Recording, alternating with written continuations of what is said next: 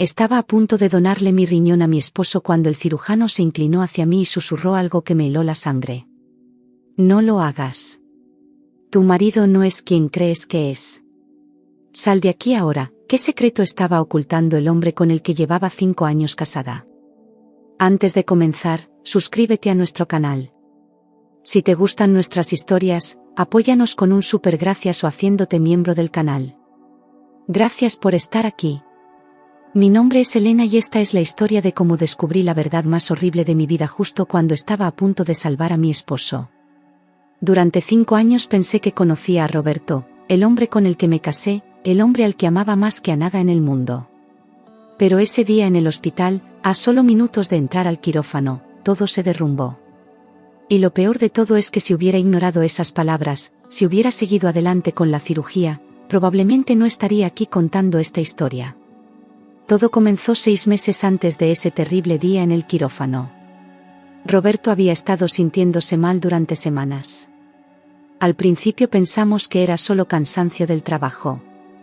Él era ingeniero en una empresa de construcción y pasaba muchas horas en la oficina y visitando obras. Llegaba a casa exhausto, con ojeras profundas, sin apetito. Yo le preparaba sus comidas favoritas pero apenas las tocaba. Amor, deberías ir al médico, le decía casi todos los días. Él siempre tenía la misma respuesta. Es solo estrés, Elena. Tenemos un proyecto grande en la empresa. Cuando termine todo esto voy a descansar y me voy a sentir mejor. Pero no mejoró. De hecho, empeoró. Comenzó a hincharse. Primero noté que sus tobillos estaban inflamados. Luego sus manos. Sus ojos se veían diferentes, como si tuviera bolsas enormes debajo de ellos. Y su piel comenzó a verse de un color extraño, casi amarillento. Una noche lo encontré en el baño vomitando. Había sangre. No mucha, pero suficiente para asustarme completamente. Roberto, eso es sangre. Vamos al hospital ahora mismo, le dije mientras intentaba ayudarlo a levantarse del piso del baño. Esta vez no protestó. Creo que él también estaba asustado. Fuimos a urgencias esa misma noche. Recuerdo cada detalle de ese momento. Las luces fluorescentes del hospital que hacían que todo se viera aún más aterrador. El olor a desinfectante que me revolvía el estómago. La forma en que Roberto temblaba mientras esperábamos sentados en esas sillas incómodas de plástico. Le hicieron análisis de sangre, exámenes de orina, una ecografía. Los médicos iban y venían con caras serias. Nadie nos decía nada concreto, solo que necesitaban hacer más pruebas. Finalmente, después de casi 6 horas en el hospital, un nefrólogo vino a hablar con nosotros. Era un hombre mayor, con el cabello completamente blanco y lentes de marco metálico. Su expresión era grave. Señor Mendoza, señora Mendoza, tengo malas noticias. Los riñones de su esposo están fallando. Tiene una insuficiencia renal en estado avanzado. Sentí como si alguien me hubiera golpeado en el pecho. No podía respirar. Roberto se quedó completamente inmóvil a mi lado. ¿Qué significa eso?, pregunté, aunque una parte de mí ya sabía que la respuesta no iba a ser buena. Significa que sus riñones ya no están funcionando como deberían. Están trabajando tal vez a un 15 o 20% de su capacidad. Necesitamos comenzar diálisis de inmediato y eventualmente va a necesitar un trasplante. Las siguientes semanas fueron una pesadilla. Roberto comenzó con la diálisis 3 veces por semana. Cada sesión duraba 4 horas.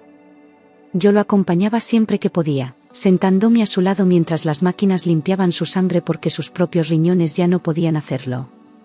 Lo vi deteriorarse día a día. El hombre fuerte y lleno de vida con el que me había casado se estaba convirtiendo en una sombra.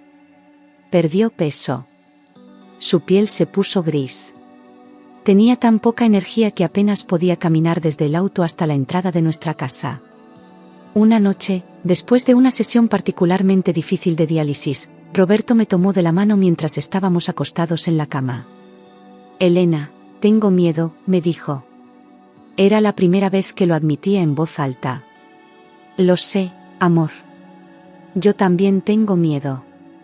Pero vamos a salir de esto. Vas a conseguir un trasplante y todo va a estar bien. ¿Y si no consigo uno a tiempo? La lista de espera es de años. El doctor dijo que podría tomar entre 3 y 5 años encontrar un donante compatible. No tenía una respuesta para eso. Pero esa noche, acostada en la oscuridad escuchando la respiración trabajosa de Roberto, tomé una decisión. Al día siguiente fui al hospital sola. Pedí hablar con el coordinador de trasplantes. Quiero hacerme las pruebas para ver si puedo donarle un riñón a mi esposo, le dije sin rodeos. La coordinadora, una mujer joven llamada Andrea, me miró con una mezcla de admiración y preocupación. Señora Mendoza, es una decisión muy generosa, pero también muy seria. ¿Ha hablado con su esposo sobre esto? Todavía no. Primero quiero saber si soy compatible. No quiero darle falsas esperanzas si no puedo ayudarlo. Me hicieron análisis de sangre para determinar mi tipo sanguíneo y realizar pruebas de compatibilidad. Tuve que esperar una semana para los resultados. Fue la semana más larga de mi vida. No le dije nada a Roberto. Seguí llevándolo a sus sesiones de diálisis, preparándole comidas especiales para su dieta restringida, pretendiendo que todo estaba bajo control. Cuando finalmente recibí la llamada del hospital, casi no podía creer lo que estaba escuchando. Señora Mendoza, tengo excelentes noticias. ¿Es usted compatible con su esposo? De hecho, es una compatibilidad muy buena. Podemos proceder con más pruebas si todavía está interesada en la donación.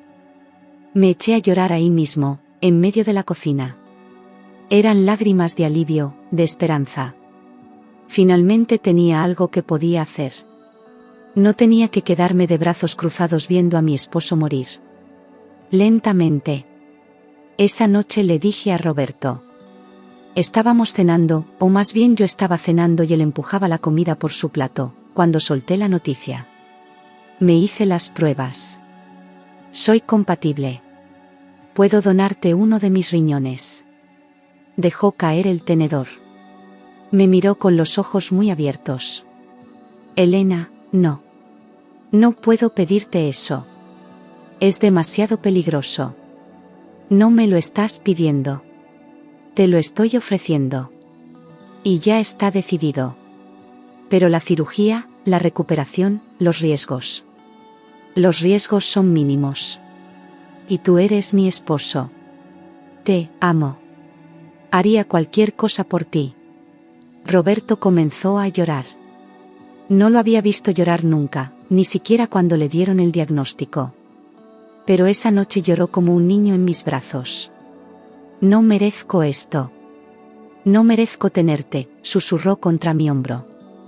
En ese momento pensé que solo estaba siendo humilde, abrumado por la emoción. Ahora sé que esas palabras significaban algo completamente diferente. Las siguientes semanas fueron un torbellino de citas médicas y preparativos. Me hicieron más análisis de sangre, radiografías, un escáner de los riñones, pruebas psicológicas para asegurarme de que entendía lo que estaba haciendo. Todo salió perfecto. Yo estaba en perfecta salud y era una donante ideal. Programamos la cirugía para un martes, 3 meses después de que Roberto recibiera su diagnóstico inicial. El plan era simple. Entraríamos al quirófano al mismo tiempo. Los cirujanos me extraerían el riñón a mí y casi inmediatamente se lo trasplantarían a Roberto. Con suerte, todo el proceso tomaría entre 6 y 8 horas. Durante esos 3 meses de preparación, noté algunos cambios en Roberto. Al principio pensé que era solo el estrés de la enfermedad y la cirugía próxima. Pero había algo más. Recibía llamadas telefónicas extrañas a horas raras. Cuando le preguntaba quién llamaba, siempre tenía una explicación vaga. Es del trabajo, o es un amigo preguntando cómo estoy, o es un número equivocado. Una vez lo encontré en su oficina en casa, mirando su laptop con una expresión que solo puedo describir como culpable. Cuando entré, cerró la pantalla rápidamente. ¿Qué estabas viendo?, le pregunté, intentando sonar casual. Nada importante. Solo revisando unos correos del trabajo. Pero su trabajo le había dado licencia médica. No tenía razón para estar revisando correos del trabajo. Otra noche me desperté y él no estaba en la cama. Eran casi las 3 de la mañana. Lo encontré en la sala, sentado en la oscuridad, mirando por la ventana. «¿Roberto? ¿Estás bien?». Se sobresaltó, como si no me hubiera escuchado entrar. «Sí, sí. Solo no podía dormir». «¿Estás nervioso por la cirugía?». «Algo así». Se quedó callado por un largo rato. Luego, sin mirarme, dijo algo extraño. «Elena, si descubrieras algo sobre mí, algo malo, ¿todavía me amarías?». Mi corazón dio un vuelco. «¿De qué estás hablando? ¿Qué podría descubrir?». «Es solo una pregunta hipotética». «Roberto, me estás asustando». «¿Hay algo que necesitas decirme?». «No, no. Olvídalo. Son solo las medicinas. Me hacen pensar cosas raras». Pero yo no lo olvidé. Esas palabras se quedaron conmigo. Me molestaron. Me hicieron dudar. Pero siempre llegaba a la misma conclusión. Roberto estaba enfermo. Estaba asustado. Estaba bajo mucho estrés. Era normal que dijera cosas extrañas. 2 semanas antes de la cirugía, mi hermana Clara vino a visitarnos. Clara nunca había sido la mayor fan de Roberto. Desde el principio de nuestra relación había tenido sus dudas sobre él. «Hay algo en el que no me convence», me había dicho hace años, cuando Roberto y yo apenas empezábamos a salir. Pero con el tiempo había aprendido a aceptarlo, o al menos a tolerarlo por mí. Esa tarde, Roberto había salido a una cita médica. Clara y yo estábamos en la cocina tomando café cuando ella me dijo algo que me dejó helada. «Elena, tengo que decirte algo y no te va a gustar». «¿Qué pasa?». «Vi a Roberto hace 2 semanas. Estaba en un café del centro con una mujer». Mi estómago se tensó. «¿Y? ¿Puede haber estado con una amiga, con una compañera del trabajo?». «Elena, no se veían como amigos. Estaban tomados de la mano. Y ella estaba llorando. Tiene que haber una explicación. Roberto no me engañaría. Especialmente ahora». Clara me miró con esa expresión que usaba cuando sabía que yo estaba en negación sobre algo.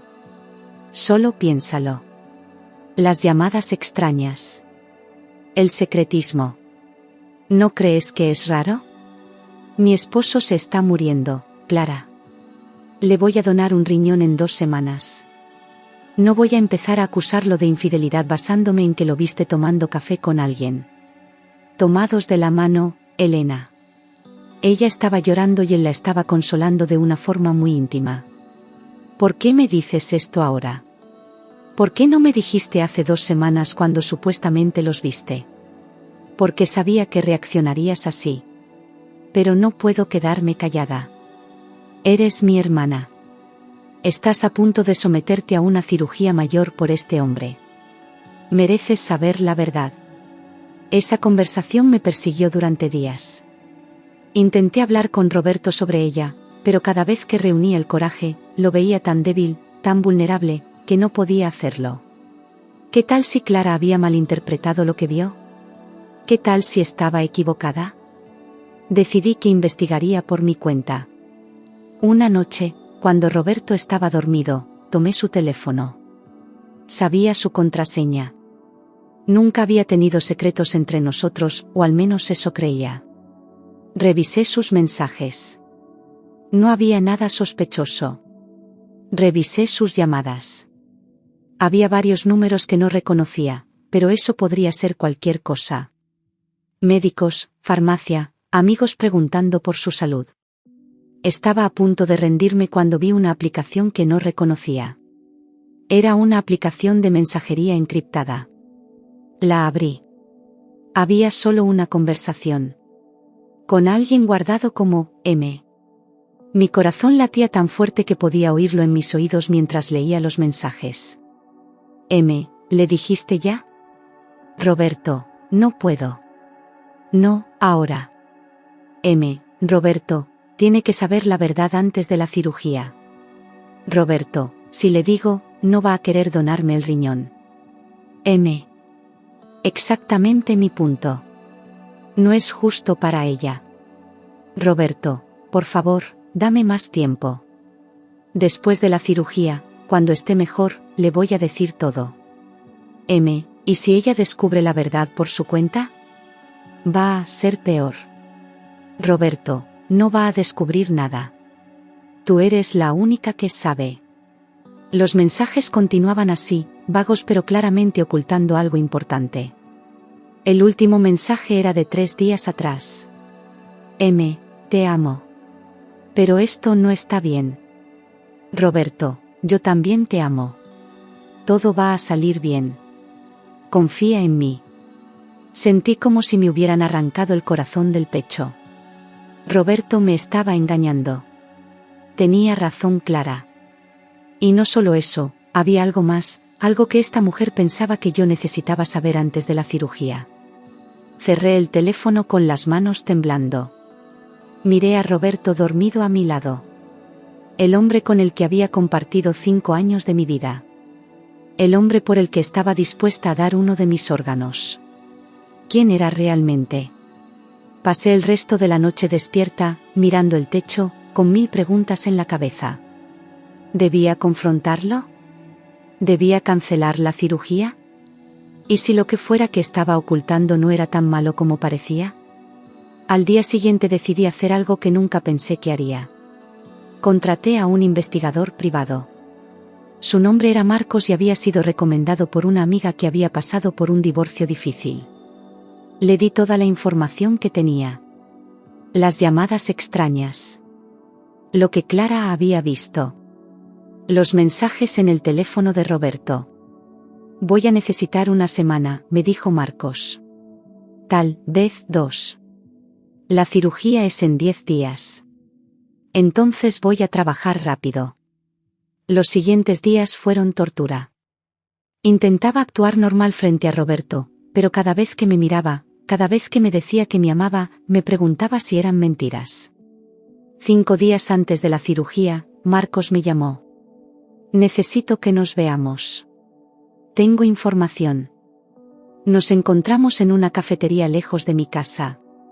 Marcos traía una carpeta manila llena de papeles y fotografías. Señora Mendoza, lo que voy a mostrarle no es fácil. Abrió la carpeta. La primera foto era de Roberto con una mujer. Estaban en un parque. Él tenía su brazo alrededor de ella. Su nombre es Marcela Ruiz. Tienen una relación desde hace aproximadamente 2 años. 2 años. La mitad de nuestro matrimonio. Hay más, continuó Marcos. Esta mujer tiene un hijo. Un niño de 4 años. Me mostró otra foto. Roberto jugando con un niño pequeño en lo que parecía ser un patio. No puedo confirmarlo con certeza sin una prueba de paternidad, pero basándome en la edad del niño y el tiempo que llevan juntos, existe una alta probabilidad de que Roberto sea el padre. No podía respirar. Roberto no solo me había engañado. Potencialmente tenía un hijo con otra mujer. ¿Algo más?, pregunté, aunque no estaba segura de poder soportar más información. Sí. Marcela Ruiz también tiene insuficiencia renal. El mundo se detuvo. ¿Qué? Tiene la misma condición que su esposo. De hecho, según mis fuentes, ella la tiene desde hace más tiempo. Aproximadamente 3 años. No, entiendo. ¿Qué significa eso? Marcos me miró con una expresión sombría. Significa que es muy posible que su esposo contrajo la enfermedad de ella. Algunas condiciones renales pueden tener factores ambientales o incluso contagiosos. O podría ser una coincidencia. Pero señora Mendoza, hay algo más preocupante. ¿Qué podría ser más preocupante que todo esto? Marcela Ruiz no es compatible para donar un riñón a su esposo. Lo intentó hace 6 meses. Las pruebas mostraron que no eran compatibles. De repente todo tuvo sentido. La razón por la que Roberto no me había dicho la verdad. La razón por la que había mantenido esta relación en secreto. Yo era su plan de respaldo. Cuando la mujer que realmente amaba no pudo salvarle la vida, recurrió a mí. Hay una cosa más, dijo Marcos, sacando otro papel de la carpeta. Encontré esto. Era un certificado de matrimonio. Entre Roberto Mendoza y Marcela Ruiz. Fechado 7 años atrás. Roberto nunca se divorció de ella, explicó Marcos. Su matrimonio con usted es legalmente inválido. Usted es técnicamente su amante, no su esposa. Salí de esa cafetería en estado de shock. No recuerdo cómo llegué a mi auto. No recuerdo el camino a casa. Todo era un borrón de dolor y traición. Cuando llegué, Roberto estaba en la sala viendo televisión. Hola, amor. ¿Dónde estabas?, preguntó con una sonrisa. Lo miré y por primera vez vi a un completo extraño. Necesito que me digas la verdad, dije, intentando mantener mi voz firme. ¿Quién es Marcela? La sonrisa se borró de su cara. Palideció. Elena, yo puedo explicar. ¿Estás casado con ella? Silencio. ¿Tienen un hijo juntos? Más silencio. Responde las preguntas, Roberto. O debería decir, ¿sigues siendo Roberto? ¿O ese también es mentira? Mi nombre es Roberto. Y sí, técnicamente todavía estoy casado con Marcela. Pero nuestra relación terminó hace años. ¿Hace años? El investigador que contraté tiene fotos de ustedes juntos de hace 2 semanas. Fotos de ti jugando con tu hijo. ¿Contrataste un investigador? ¿Eso es lo único que tienes que decir? Sí, contraté un investigador porque mi supuesto esposo estaba actuando de forma sospechosa. Y adivina qué, tenía razón en sospechar. Roberto se levantó del sofá, intentando acercarse a mí. Elena, por favor, déjame explicar. No te me acerques. Ni siquiera sé quién eres. Conocí a Marcela cuando tenía 23 años. Nos casamos demasiado jóvenes. Fue un error. Nos separamos cuando ella quedó embarazada porque yo no estaba listo para ser padre. Nunca firmamos los papeles de divorcio, pero para mí el matrimonio había terminado. ¿Y luego qué? ¿Me conociste a mí y decidiste casarte de nuevo sin molestarte en divorciarte primero? Cuando te conocí pensé que finalmente había encontrado a la persona correcta. No le di importancia a los papeles del divorcio porque en mi corazón ya no estaba casado con ella. Pero volviste con ella. No volví con ella. Ella enfermó. Insuficiencia renal. Me buscó porque necesitaba ayuda. Tiene un hijo, mi hijo, y no tiene a nadie más. Me sentía responsable. ¿Y te acostaste con ella por sentido de responsabilidad? No es lo que piensas. ¿Sabes lo que pienso, Roberto? Pienso que cuando ella enfermó, intentaste donarle un riñón pero no eran compatibles. Así que te quedaste conmigo porque sabías que eventualmente podrías necesitar un donante. Y qué conveniente que resultara ser compatible. No, no. Elena, te amo de verdad. No me amas. Si me amaras no me hubieras mentido durante 5 años. Si me amaras no tendrías una familia secreta. Si me amaras no estarías usando mi cuerpo como una fuente de repuestos para el tuyo. Roberto comenzó a llorar. Tienes razón. Tienes toda la razón. Soy una persona horrible. Pero por favor, no canceles la cirugía. Te voy a compensar. Voy a hacer las cosas bien. Me voy a divorciar de Marcela. Voy a ser completamente honesto contigo de ahora en adelante. Lo miré con asco. ¿Crees que después de todo esto todavía voy a darte mi riñón? Elena, voy a morir sin ese trasplante. Deberías haber pensado en eso antes de mentirme. Esa noche dormí en el cuarto de huéspedes. No dormí realmente. Me la pasé llorando y pensando. Por un lado, estaba furiosa. Traicionada. Herida de una forma que nunca imaginé posible. Roberto había destruido mi vida con sus mentiras. Por el otro lado, estaba el hecho innegable de que sin el trasplante, Roberto iba a morir. Y a pesar de todo, a pesar de las mentiras y el engaño, una parte de mí todavía lo amaba. O al menos amaba al hombre que pensé que era. ¿Podía vivir con la culpa de dejarlo morir? Incluso si se lo merecía, ¿podía vivir conmigo misma sabiendo que tenía el poder de salvarlo y decidí no hacerlo?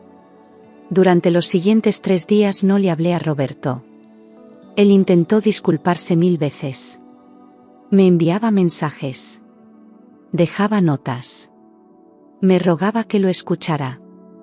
Llamé al hospital y les dije que necesitaba hablar con alguien. Me pusieron en contacto con una trabajadora social especializada en donación de órganos. Le conté toda la historia. Bueno, no toda. No le dije sobre la bigamia y el hijo secreto. Solo le dije que había descubierto que mi esposo me había engañado y no sabía si todavía quería proceder con la donación. Señora Mendoza, esta es una decisión que solo usted puede tomar, me dijo.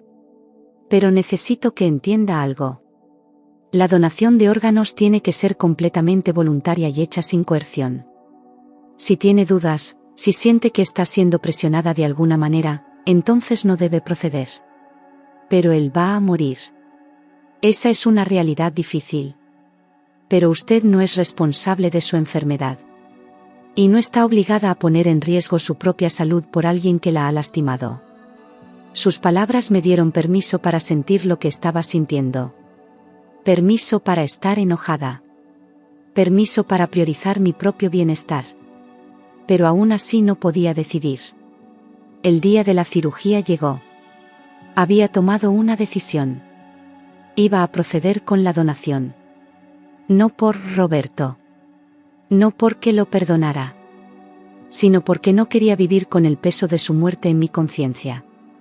Después de la cirugía, me divorciaría de él. Bueno, anularía el matrimonio ya que técnicamente no era válido. Y seguiría con mi vida. Llegué al hospital a las 6 de la mañana. Roberto ya estaba ahí. Nos habían puesto en habitaciones separadas para la preparación prequirúrgica. Una enfermera vino y comenzó a prepararme. Me puso una bata de hospital. Me tomó los signos vitales. Me colocó una vía intravenosa. El cirujano va a venir a hablar con usted en unos minutos, me dijo con una sonrisa. Esperé sola en esa habitación fría de hospital. Había llegado el momento. En unas horas todo habría terminado. Alguien tocó la puerta. Adelante. Entró un hombre con uniforme quirúrgico. Bata verde, gorro, mascarilla cubriendo la mitad de su cara. Asumí que era el cirujano. Señora Mendoza, necesito hablar con usted, dijo en voz baja. Sí, doctor. Estoy lista. Se acercó a mi cama. Me miró directamente a los ojos. Había algo en su mirada que me hizo sentir incómoda. Señora Mendoza, lo que voy a decir le va a sonar extraño, pero necesito que me escuche con atención. ¿Está todo bien? ¿Pasó algo con los análisis? Los análisis están bien. Esto no es sobre los análisis. Se acercó aún más y bajó la voz hasta que fue casi un susurro. No done su riñón. Su esposo no es quien usted cree que es. Necesita salir de aquí ahora. Me quedé congelada. ¿Qué estaba pasando? Disculpe. No entiendo. No tengo mucho tiempo. En cualquier momento alguien puede entrar. Escúcheme. Su esposo tiene antecedentes criminales graves. Él no le ha dicho la verdad sobre nada. Mi corazón latía tan fuerte que podía oírlo. ¿Quién es usted? ¿Cómo sabe eso? Soy el doctor Javier Moreno. Soy uno de los cirujanos asignados a esta operación. Y la razón por la que sé sobre su esposo es porque él mató a mi hermana. El mundo se detuvo.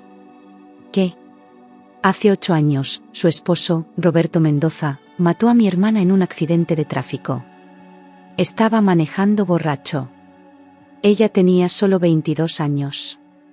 Él fue a prisión, Pero solo cumplió 3 años de una sentencia de 10 porque consiguió un buen abogado y convenció al juez de que había sido un accidente, que estaba arrepentido. No podía procesar lo que estaba escuchando. Cuando vi su nombre en la lista de cirugías de hoy, no podía creerlo. Investigué un poco.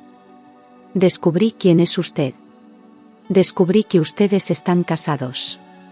O bueno, que usted piensa que están casados. Usted sabe sobre Marcela. Sé muchas cosas. Sé que Roberto Mendoza es un mentiroso y un manipulador. Sé que ha arruinado muchas vidas, incluyendo la de mi familia. Y no puedo quedarme callado y dejar que usted done un órgano a este hombre sin saber la verdad completa. ¿Por qué no reportó esto? ¿Por qué no habló con la administración del hospital? ¿Por qué no puedo probar nada de lo que sé sobre su relación con usted? Y si reporto un conflicto de interés personal, me quitarán del caso y conseguirán otro cirujano. La operación seguirá adelante. Usted todavía donará su riñón sin saber la verdad. Esta es la única manera que tengo de advertirle. ¿Y por qué debería creerle? Usted podría estar mintiendo. Podría querer venganza por lo que le pasó a su hermana. Absolutamente quiero venganza. He querido venganza durante 8 años. Pero no de esta manera. No usando a una víctima inocente. Usted es una víctima también, señora Mendoza. Víctima de las mentiras de Roberto. Y merecía saber todo antes de tomar esta decisión. Me miró con una intensidad que era imposible ignorar. Busque el nombre de mi hermana. Sofía Moreno. Busque el accidente. Busque el caso judicial. Todo está en los registros públicos. Y luego decida si todavía quiere salvar a este hombre. Alguien tocó la puerta. Doctor Moreno, lo necesitan en la sala de preparación, dijo una voz desde afuera. Ya voy, respondió. Luego me miró una última vez. Tiene aproximadamente 15 minutos antes de que vengan a llevarla al quirófano. Use ese tiempo sabiamente. Y salió. Me quedé sola, temblando. Mi mente era un caos. ¿Era esto real? ¿O era algún tipo de truco? Con manos temblorosas, tomé mi teléfono. Busqué, Sofía Moreno accidente tráfico. Los resultados aparecieron inmediatamente. Artículos de noticias de 8 años atrás. Joven muere en accidente causado por conductor ebrio. Roberto Mendoza sentenciado a 10 años por homicidio vehicular. Familia de víctima busca justicia después de sentencia reducida. Había fotos. Roberto siendo llevado a la corte esposado. Una foto de Sofía, una chica joven y hermosa con toda la vida por delante. Seguí leyendo. Roberto había estado en prisión. Había salido hace 5 años en libertad condicional por buena conducta. Justo alrededor del tiempo que nos conocimos. Todo encajaba. La razón por la que nunca conocí a su familia. La razón por la que siempre evitaba hablar de su pasado. La razón por la que no tenía amigos de antes de conocerme. No era solo un mentiroso. No era solo un tramposo. Era un asesino. Sentí náuseas. Me quité la vía intravenosa del brazo. Me levanté de la cama. Tenía que salir de ahí. Pero justo cuando estaba por quitarme la bata del hospital, la puerta se abrió. Era Roberto. Estaba en su propia bata de hospital, conectado a una bolsa de suero intravenoso en un soporte rodante. Elena, por favor. Necesito hablar contigo antes de que entremos. Aléjate de mí. Solo escúchame. Sé que estás enojada. Sé que te mentí. Pero hay cosas que no sabes. Cosas que puedo explicar. ¿Cómo el hecho de que mataste a alguien?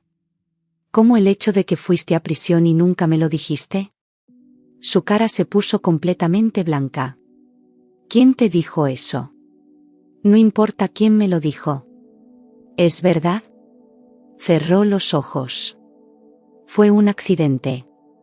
Yo era joven. Estúpido. Había estado bebiendo. Mataste a una chica de 22 años porque decidiste manejar borracho. Y he vivido con esa culpa todos los días desde entonces. He intentado ser una mejor persona.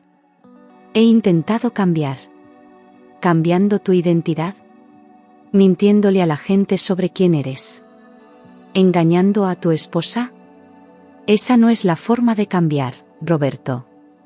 Tenía miedo de que si te decía la verdad, no querrías estar conmigo. Tenías razón. No querría estar contigo. Y definitivamente no te daría mi riñón. Las lágrimas corrían por su cara. Elena, por favor. Voy a morir sin ese riñón.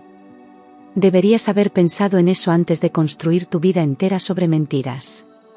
¿Entonces eso es todo? ¿Vas a dejarme morir? Lo miré. Este hombre que había compartido mi cama durante 5 años. Este hombre que me había prometido amor eterno. Este hombre que había destruido mi confianza, mi corazón, mi fe en el amor. Sí, dije finalmente. Voy a dejarte morir. ¿Por qué no te debo nada? Porque eres un mentiroso, un tramposo y un asesino. Y porque merezco algo mejor que dar un pedazo de mí misma a alguien que nunca me valoró. Su cara se torció en una expresión de rabia que nunca había visto antes. Después de todo lo que hemos pasado juntos, ¿así es como me pagas? ¿Dejándome morir? Yo no te estoy matando, Roberto. Tu propia historia de decisiones terribles te está matando.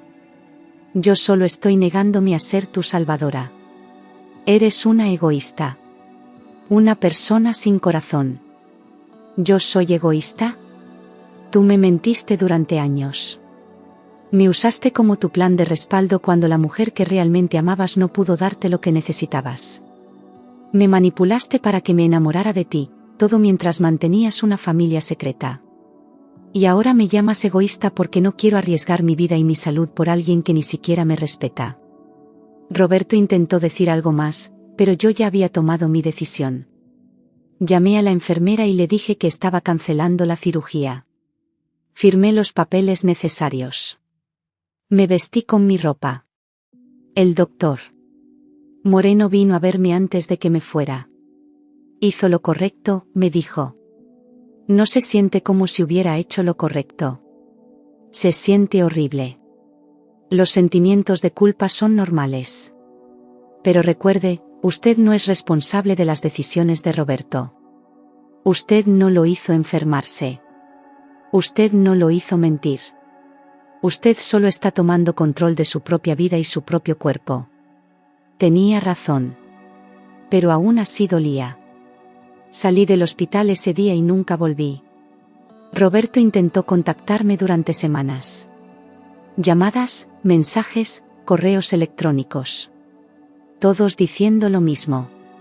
Que me amaba. Que estaba arrepentido. Que me necesitaba. Nunca respondí. Supe por Clara que Roberto finalmente consiguió un lugar en la lista de espera para un riñón de donante fallecido. No sé si alguna vez recibió el trasplante. Honestamente, no quiero saberlo. Anulé nuestro matrimonio. Fue relativamente fácil una vez que presenté evidencia de que él ya estaba casado con otra persona cuando se casó conmigo. Comencé terapia para procesar todo lo que había pasado. La traición. El engaño. La manipulación. Tomó tiempo, pero eventualmente empecé a sanar. 2 años después. Conocí a alguien nuevo. Un hombre honesto, amable, que nunca me mintió sobre quién era o de dónde venía. Nos tomamos las cosas despacio. Construimos confianza gradualmente. Y ahora, 3 años después de ese día horrible en el hospital, puedo decir que soy feliz. Realmente feliz. De una manera que nunca fui con Roberto, porque esta felicidad está construida sobre una base de verdad y respeto mutuo. A veces todavía pienso en ese día. En la decisión que tomé. Me pregunto si Roberto sigue vivo. Me pregunto si alguna vez se arrepintió genuinamente de todo lo que hizo. Me pregunto si Marcela y su hijo están bien. Pero entonces recuerdo algo importante. Yo no era responsable de salvar a Roberto. No era mi trabajo sacrificar mi salud y mi bienestar por alguien que nunca me valoró. Mi única responsabilidad era conmigo misma. Y ese día en el hospital, finalmente puse mis propias necesidades primero.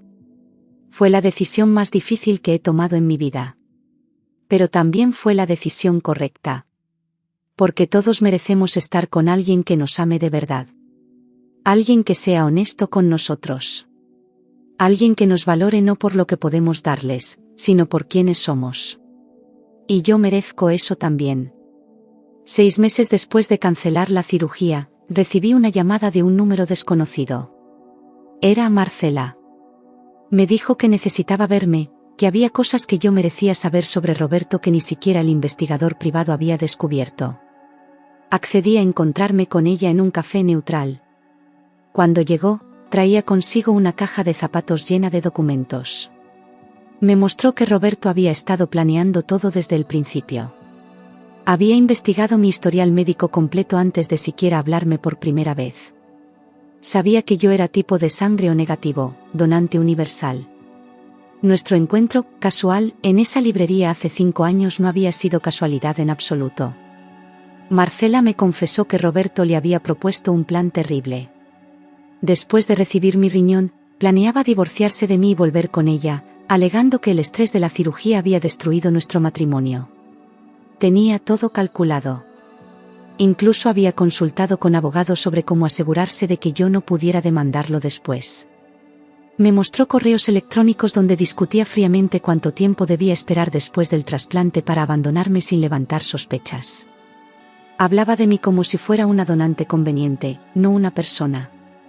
En uno de los correos escribió textualmente: Elena es perfecta porque confía demasiado en mí. Nunca sospechará nada hasta que sea demasiado tarde. Pero lo más perturbador vino después. Marcela me reveló que Roberto había hecho esto antes. Antes de conocerme a mí, antes de conocerla a ella, hubo otra mujer. Una mujer llamada Patricia que también había planeado donarle un riñón cuando él fingió tener insuficiencia renal la primera vez. Resultó que esa vez estaba mintiendo sobre estar enfermo, solo quería ver si podía manipular a alguien hasta ese punto.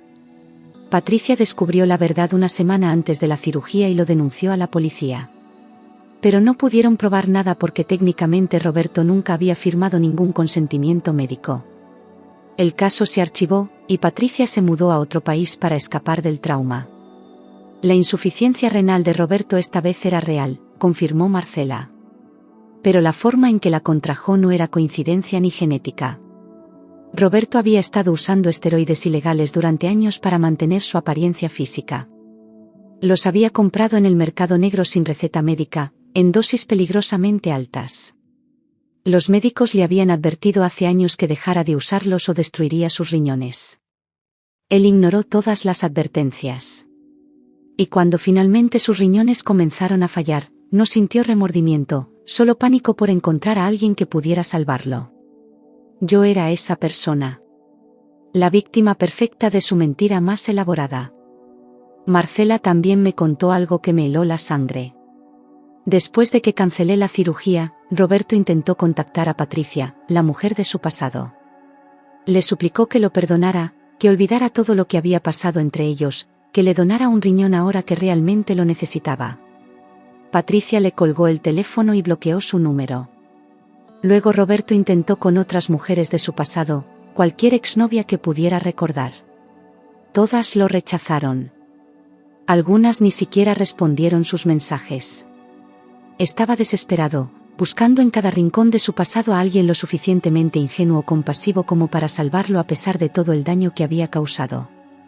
Cuando le pregunté a Marcela por qué me estaba contando todo esto, por qué me había buscado, sus ojos se llenaron de lágrimas. Me dijo que ella también había sido víctima de Roberto, que él la había manipulado durante años haciéndole creer que la amaba cuando en realidad solo la mantenía cerca por si algún día la necesitaba. Cuando ella enfermó y resultó no ser compatible para donación, vio cómo Roberto perdió interés en ella gradualmente. Entonces entendió que nunca la había amado realmente. Me estaba advirtiendo porque no quería que yo viviera con la culpa de haberlo dejado morir, porque Roberto no merecía ni un segundo de mi culpa o mi dolor. Me mostró el acta de defunción. Roberto había fallecido 3 meses después de que cancelé la cirugía. No por insuficiencia renal directamente, sino por una infección que su cuerpo debilitado no pudo combatir durante una sesión de diálisis. Marcela estuvo ahí cuando murió. Me dijo que sus últimas palabras no fueron de arrepentimiento ni de amor por nadie. Fueron de rabia. Rabia contra mí por traicionarlo, rabia contra el sistema médico, rabia contra el mundo entero por no darle lo que creía merecer. Hasta el último momento, Roberto se negó a aceptar responsabilidad por sus propias acciones. Murió exactamente como había vivido, culpando a todos excepto a sí mismo. Marcela me dio la caja de documentos. Dentro había diarios donde Roberto planeaba meticulosamente cada mentira que me había dicho, cada manipulación emocional, cada movimiento calculado para mantenerme enamorada y leal. Había notas sobre mi personalidad, mis debilidades, las cosas que podía decir para hacerme sentir culpable o responsable. Me estudiaba como un depredador estudia a su presa. Leer esos diarios fue doloroso, pero también liberador. Confirmaba que nada de lo que pasó fue mi culpa. Yo no había fallado en amarlo lo suficiente. Él era incapaz de amar a alguien más que a sí mismo. Antes de irme de ese café, Marcela me abrazó. Me dijo que admiraba mi fuerza, que yo había hecho lo que ella nunca tuvo el coraje de hacer, poner límites y elegirme a mí misma. Me agradeció porque al cancelar la cirugía, le había mostrado que era posible decirle no a Roberto, que era posible romper el ciclo de manipulación y abuso. Ella había comenzado terapia y estaba reconstruyendo su vida lejos de su sombra. Su hijo, el hijo de Roberto, estaba mejor sin él. Algunas personas, me dijo, son veneno disfrazado de amor, y la única cura es alejarse completamente. Quemé los diarios esa misma noche en mi patio trasero. Vi cómo las páginas se convertían en cenizas, cómo las palabras de Roberto se desintegraban en humo y desaparecían en el aire nocturno. Fue catártico. Fue el cierre que necesitaba. Mientras las últimas páginas ardían, sentí algo que no había sentido en años, paz verdadera. Roberto ya no podía lastimarme. Sus mentiras ya no tenían poder sobre mí. Yo había sobrevivido a su manipulación, había confiado en mi instinto cuando algo se sentía mal, y había elegido mi propia vida por encima de su comodidad. Esa noche dormí mejor de lo que había dormido en meses, sabiendo que finalmente era libre. Si mi historia te impactó, suscríbete para más historias como esta.